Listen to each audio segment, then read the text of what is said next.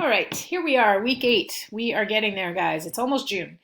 For week number 8, we are going to continue our examination of macroeconomics. And this week we are introducing good old fiscal policy. And as the definition there suggests, it is a policy used by the government that sort of is an attempt to adjust and manage spending levels and tax rates to help influence a nation's economy. Okay, it's a very simple definition, not as simple once we get into it.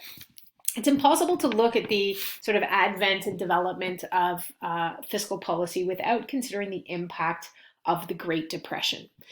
Now, students of history will always study the Great War, World War II. They will always study, gigantic events for which there were significant consequences.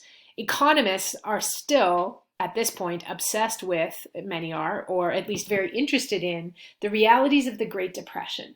And it's been the topic of study for historians, philosophers, economists, social theorists, like trying to understand the nature of the complex combination of realities that led to the Great Depression, as well as the resulting impact and why it was so hard to sort of solve. And not unsurprisingly, this decade-long challenge led to lots of different ideas. There were attempts to try and kind of manage it, but it also brought with it a number of new economic theories. And the reality was that the ideas of good old Adam Smith and the invisible hand just weren't working. Trying to step back and let the government or the economy heal itself and regulate itself was not working. And, people were proposing alternatives. And one of those, most recognizably in the field of economics, were the ideas and policies proposed by John Maynard Keynes. Now, he was an economist who had a huge impact on the way people have since considered the influence and importance of the government in terms of economic health and growth and wealth and so forth. And it was because he lived through the depression and he saw that challenge all around him of unemployment, of what was happening to the currency, what was happening to structures in society, that he had some radical ideas of the time, and he was proposing what ultimately has become known as Keynesian economics.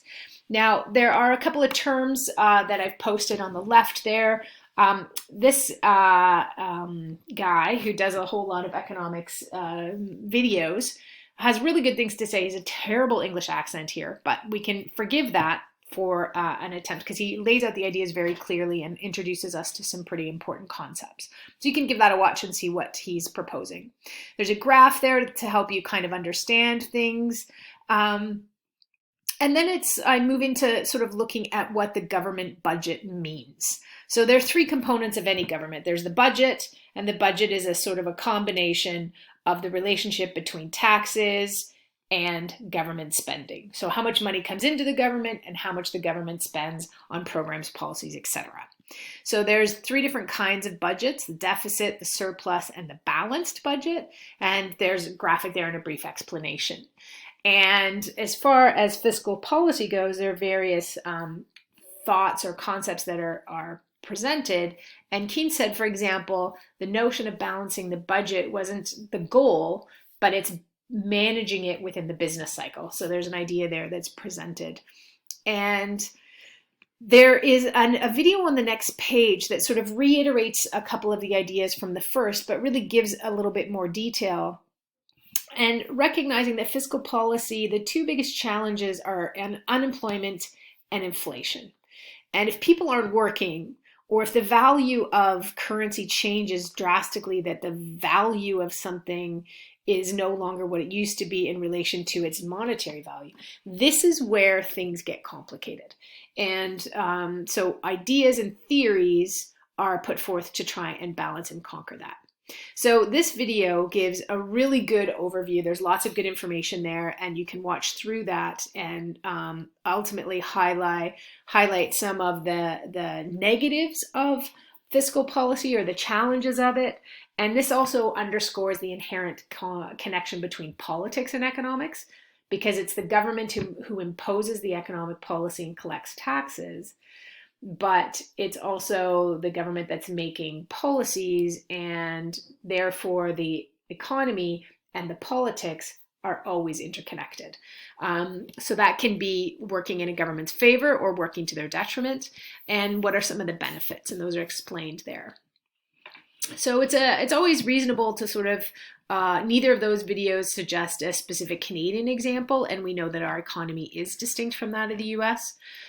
So what's going on for today in Canada, this time, this area, this era is a good question, and that's what we're kind of looking at for today's task, or this week's task. But before we get started, I really want you to read this article. It's not very long, but it does an excellent job of clarifying the difference between debt, deficit, and surplus, kind of identifying what those terms are and how they're relevant and relate. So take a quick read of that, and that leads us to the task for this week. And it's a pretty straightforward task, and it's asking us to consider, based on the information we have in this article, which is out of date, and it's out of date, it still gives great definitions, which is why I included it. But what are the realities today? We're living in a very unusual time. And what I want you to do is I want you to go to this website, there's a live link there, and I want you to select one of the plans or programs or policies that the government has implemented as a COVID-19 economic response. And I want you to kind of analyze it economically. So the first thing I want you to do is review the key terms of the idea, of the policy. And there's lots that are targeted to students. There's a program targeted to senior citizens and other people who have lost their jobs or are partially employed, etc. I don't care which one you pick. It doesn't matter to me.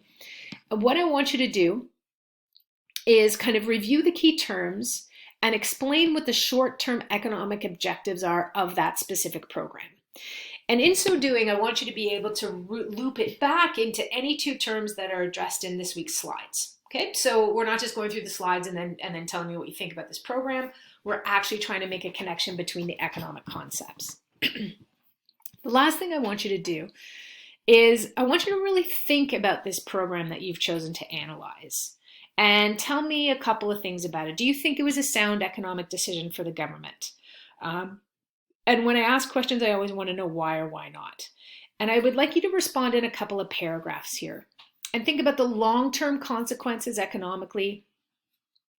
And when you're doing that, I want you to refer to at least one other term from this week's slides, okay?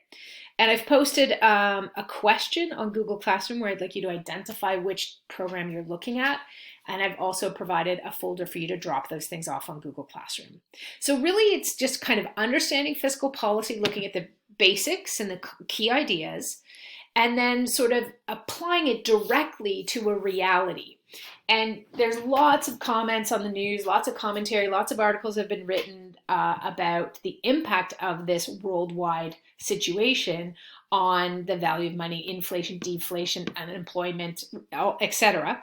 So, it's topical and it's relevant for us to try and understand. Economists will likely study this 100 years from now or whatever, as much as we are looking back to the Great Depression as a means to inform our understanding of economic challenges. So it's relevant to what we're living through, and it's also an excellent way for you to sort of apply some concepts. So it's not very challenging, meaning it's not going to take you super long. You're going to pick one program, you're going to tell me what it is, what the economic objectives are, then you're going to get into why it's an economically maybe sound decision, why not, looking at not just short term, but long term. And remember, guys, I'm not looking for, I think this is a great policy because it's going to be really good and it's going to really change things. That doesn't help me. I want you to tell me what the economic issues are or the economic benefits. How is it going to affect different aspects of the economy? I want you to use the language and I want you to think beyond your gut reaction and look at it holistically. Okay, holistically from an economic point of view. Okay, post that up on Google Classroom and we can go over any questions or talk more about the idea in our Google Meets. And I would really like you to post on that question which topic you're doing, because my goal is to try and get us actually having a conversation. I'd love for you to join us. We have some interesting things to say. So hopefully we'll see you at the Google Meet. And in the meantime, have a good day and I'll see you at the Google Meet session. Ciao.